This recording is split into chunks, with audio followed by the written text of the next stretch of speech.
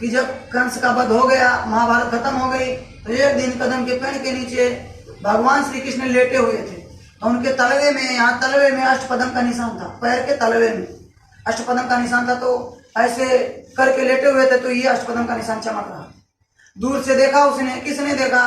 बहेलिया ने, शिकारी ने देखा कि हिरण की आंख चमक रही, वहीं से तीर चला दिया और आ करके भगवान श्री कृष्ण के पैरों में लग गया। अब वो कराहने लगे, चिल्लाने लगे। बहेलिया दौड़ करके आया, कहा मेरा शिकार गिर गया। लेकिन जब नजदीक में पहुंचा तब देखता कि भगवान श्री कृष्ण को लग गया। माफी मांगने लगता है, कान पकड़ता है, हे भगवान मुझसे गलती हो गई, मुझको माफ कर दो, मैं तो हिरण समझ करके मारा था। लेकिन तब भगवान श्री कृष्ण क्या कहते हैं कि माफी मांगने की जरूरत नहीं, मैं पिछले जन्म में राम था, आप बाली थे, मैं इस बार कृष्ण हूं, इस बार तुम बहेलिया हो, मैंने तुमको मारा था, तुमने मुझको मार दिया, हमारा आपका बदला बराबर हो गया। तो जब भगवान श्री राम को बदला देना पड़ा, तो बोलो हम लोगों को बदला देना पड़ेगा कि नहीं देना पड़ेगा? देना पड़ेगा। लिखा है शास्त्रों में, तिल भर मच्छी खा के कोट गौ देवदान, काशी करो तो लय मरो तब हूं नरक निदान। मीन मांस नर करे हारा, 64 जन्म गिद्ध उतारा। एक मीन के मतलब मांस, अगर मछली खा ले तो 64,000 बार तो गिद्ध बनना पड़ेगा। खाते रहो मछली, खूब खाओ, वो बना देगा, आजाद कर देगा। मतलब ये हमारे शास्त्रों में लिखा है कि अगर मछली तिल के बराबर भी खा लिया और 1 करोड़ गाय दान कर दिया और आपको ये लगा कि मैंने बहुत बड़ा पाप किया है, चले जाओ काशी यानी कि बनारस में चले जाओ और अपने को आरा से चिरवा दो। करवत लेने का मतलब खड़े हो जाओ, 2 लोग आरा से चीर के इसको अलग कर दें, फिर भी आपको नरक जाना पड़ेगा। ये लिखा है हमारे शास्त्रों में। इसीलिए मछली नहीं खाना चाहिए, मांस नहीं खाना चाहिए, शराब जैसे नशीली चीज का सेवन नहीं करना चाहिए। शराब सबसे खराब, शराब हम नहीं पीते, शराब हमारे किडनी को पीता है, हमारे फेफड़े को पीता है, हमारे इज्जत को पीता है, हमारे पैसे को पीता है, हमारे संस्कार को पीता है। इसलिए शराब भी नहीं पीना चाहिए। शराब जैसे कोई नशीली चीज का सेवन नहीं करना चाहिए। शराब पीने के बाद होश में नहीं रहता है, माँ बहन बहू बेटी की पहचान खत्म हो जाती है, बुरा कर्म कर बैठता है। कितना घटनाएं इस समय पर हो रही इस तरह से। और एक बात बता दूं, उत्तम कुल पुरस्त करनाती, शिव विरंच पूजो वो भाती, 1 लाख पूत 100 लाख नाती, तारावण घर दिया न बाती। बताया गया, लिखा है सीधा रामायण। उच्च कुल का नाम का पुरस्त ऋषि का नाती था, कौन? रावण। 4 वेद 6 शास्त्र 18 पुराण का जानकार था। इतना बड़ा पुजारी तो आज तक कोई हुआ नहीं, कल अपना सर काट करके चढ़ा देता था। इतना विद्वान था कि वो 3 चीज करना चाहता था। सोने में सुगंध लाना चाहता था, एक दूसरा कैलाश पर्वत को अपने लंका में लाना चाहता था, तीसरा स्वर्ग में सीढ़ी लगाने वाला था। ये 3 उसका सपना था, ख्वाहिश था। लेकिन यही 3 कमियों की वजह से मांस खाता था, शराब पीता था, दूसरे के माँ बहन बहू बेटियों को गलत नजर देखता था। यही 3 कमियों की वजह से उसका ये सब सपना पूरा नहीं हुआ। और उसके कुल में दीपक जलाने वाला कोई नहीं बचा। बचा तो कौन बचा? विभीषण, जिसने उस समय पर राम नाम की भक्ति करी, जिसने उस समय पर राम की बात को मान ली, उसकी रक्षा हुई। यह बात तो आप समझ लो। जो शाकाहारी था, जो पुजारी था, उसका वंशज। तो इसको समझने की जरूरत है।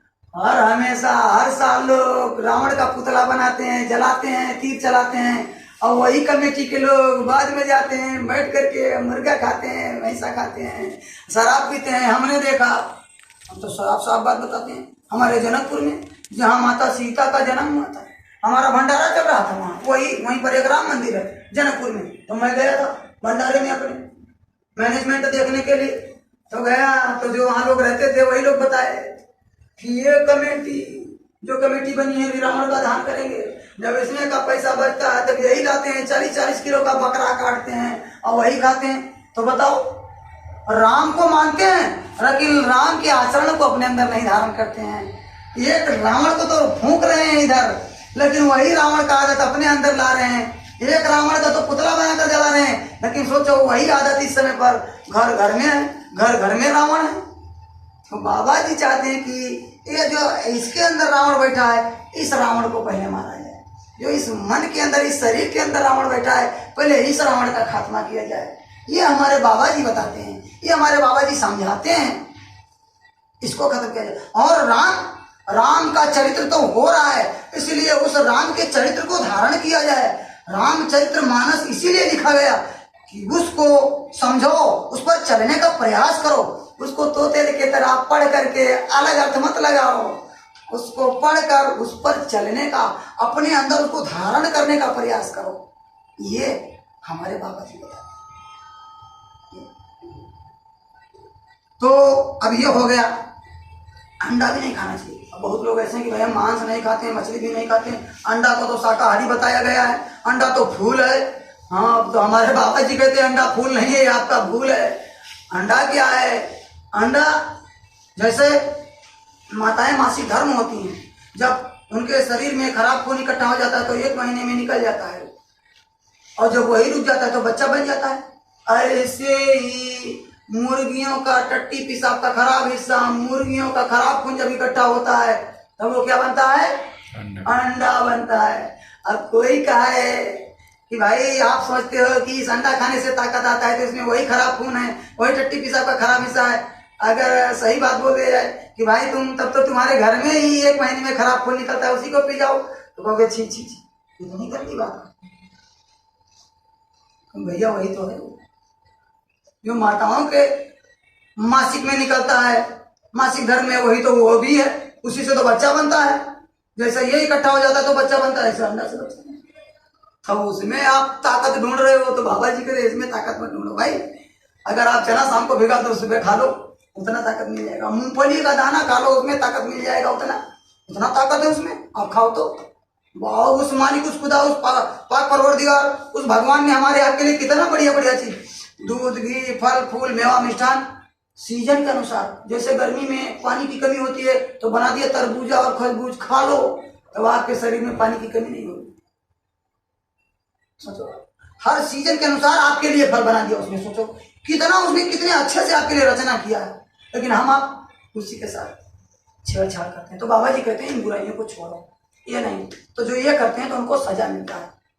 जिनको मारते काटते हैं, जो लोग पापी होते हैं, जो लोग ऐसे व्यभिचारी होते हैं, तो जब उनकी मौत होती है तब वो यमदूत आता है, यमराज का फरिश्ता, उसको यमदूत बोलते हैं। कटोरी जैसे आंखें होती हैं उनकी। बोलो जय गुरुदेव, जय गुरुदेव, जय गुरुदेव, जय गुरुदेव। तो जब वो लेने आते हैं, तो जब पापी आत्माओं को लेने आती हैं तो उनको देखते ही वो डर जाते हैं। कटोरी जैसे आंखें, हो बड़ा डरावनी चेहरा, मुंह से इतना दुर्गंध उनके निकलता है, उनको देखते ही खून पानी हो जाता है, आंखों से देखना बंद हो जाता है, हड्डियां चट चट करके टूटती हैं, जुबान को पकड़ करके ऐंठ देते हैं, मुंह से बोलना बंद हो जाता है, पहचान नहीं पाता अपना पराया, और जबरदस्ती सीने पर सवार होकर जीवात्मा को निकालकर कांटे भरे रास्ते से, जैसे ये रेगिस्तान में आप बैठे हो, रेगिस्तान में तपती हुई बालू में ऐसे घसीटते हुए लेकर के जाते हैं और यमराज के दरबार में पहुंचा देते हैं। वहाँ हिसाब होता है, वहाँ न चलेगा बहाना किसी का, वहाँ रिश्वत नहीं चलता है, वहाँ बहाना नहीं चलता है, वहाँ तो आपका सीधा साधा हिसाब हो जाएगा। तो अगर आपने अच्छा किया है तो स्वर्ग में वहीं से, और बुरा किया है तो 42 प्रकार के नर्क हैं, 22 प्रकार के बड़े बड़े और 20 छोटे छोटे, 42 प्रकार के नर्क हैं, उसी में बंद कर देगा कई कई कल्पों तक। कल्प किसको कहते हैं आपको बता देता हूँ। सतयुग, त्रेता, द्वापर और कलयुग, ये 4 युग जब बीतता तो एक चौकड़ी, 72 बार एक चौकड़ी 72 बार जब ये चौकड़ी बीतती है, 72 चौकड़ी जब बीतती है तब एक मनवंतर, और 14 मनवंतर जब बीत जाता है तब एक कल्प। कई कई कल्पों तक एक एक नरकों में सजा मिलती है। और उसके बाद जब छुटकारा मिलता है तब 30 लाख प्रकार के पेड़ पौधा बना दिया, 84 लाख प्रकार की योनियां, उसमें यही जीवात्मा, जितने पेड़ पौधा है सब में यही जीवात्मा, लेकिन इनको सजा मिलेगी। तो पेड़ पौधा बना देता है, उसमें 30 लाख बार जन्म मरो, फिर उसके बाद में 27 लाख प्रकार के बिना माँ बाप से पैदा लेने वाले जीव, जैसे बालों में जुआ पड़ जाते हैं, चीलर, खटमल, जैसे गंदी नाली के कीड़े, शौचालय के कीड़ा बना देगा, शौचालय का कीड़ा उसी में खाते पीते रहो, आराम करते रहो, उसी में डाल देता है। तो 27 लाख प्रकार के ही जीव होते हैं, इसमें जन्म न मरना पड़ता है। अब इसके बाद 23 लाख प्रकार के अंडा से पैदा लेने वाले जीव, अंडज खान जिसको कहते हैं, तरह तरह की चिड़िया, और जैसे मछलियां, चींटियां, ये तमाम प्रकार के नहीं, इसमें जन्मना और मरना पड़ता है। सांप, गोजर, बिच्छू, मछली, तरह तरह की चिड़िया, 23 लाख प्रकार के इनका जीव, इसमें जन्मना मरना पड़ता है। इससे जब छुटकारा मिलता है तब 4 लाख प्रकार के पिंड से पैदा लेने वाले जीव जिनका शरीर जन्म लेता है, जैसे हाथी, घोड़ा, ऊंट, बकरी, बाघ, भालू, चीता, गाय, बैल, इसी में मनुष्य शरीर भी आता है। अब जब गाय अपने मौत से मरती है तब लड़की बनकर जन्म लेती है, और बैल अपने मौत से मरता है तब लड़का बनकर के जन्म लेता है। अब आपको समझ में आया, माँ के गर्भ से पहले हम बैल में थे। इतना चक्कर लगाने के बाद, और अगर संतों की दया हो जाए, संत किसी गाय का दूध पी लें, संत किसी बकरी का दूध पी लें, संत किसी को देख करके दया कर दें, किसी पर हाथ फेर दें, किसी पेड़ को ऐसे देख लें, उसके दातून, उस पेड़ के दातून को कर लें और उनकी दया हो जाए तो वो सीधा मनुष्य शरीर में चला जाता है। ये संतों का लक्षण होता है, महात्माओं का ये लक्षण होता है, उनका एक प्रताप होता है। ये समझो, उनके पास एक पावर होती है केवल, और नहीं तो इतना भोगने के बाद ही हम आपको मनुष्य शरीर। तो सोचो, तब कहा गया, क्या कहा गया, 184 भरम कर पगे में अटके हो आए। अब अगर की पासा ना पड़ा तो फिर 84 है, इसीलिए बताया गया। अब मैंने आपको पूरा बता दिया कि 84 लाख प्रकार की योनियां, नर्क, ये सब जब आप पूरा कर लोगे तब मनुष्य शरीर मिला है। अब इस बार मिला है। अब अगर हमने, अब नौका मिल गई, अब आप नाव पर समझो बैठे हो, अब आप रास्ते में खड़े हो, अब अगर आप एक कदम आप रास्ते पर पग में हटके हो, मतलब रास्ते में खड़े हो। अब मैंने चारों रास्ता दिखा दिया, चारों तरफ का, कि एक तो स्वर्ग है, एक तो नर्क, एक तो भूत प्रेत में, और एक महात्मा को खोज करके अगर स्नान के नौका पर चढ़ गए तो निज घर चले जाओगे। निज घर जाने के लिए कहा गया कि पाप पुण्य जब दोनों नाशे तब पावे ममपुर बासे। पाप और पुण्य को जब खत्म करे, जब आप पाप पुण्य सब यहाँ पर खत्म हो जाएगा तब आप निज घर जा सकते हो। और इधर बैठो साहब। जय गुरुदेव। जय गुरुदेव। ये 1 घंटा का होता है, क्यों अपना कार्य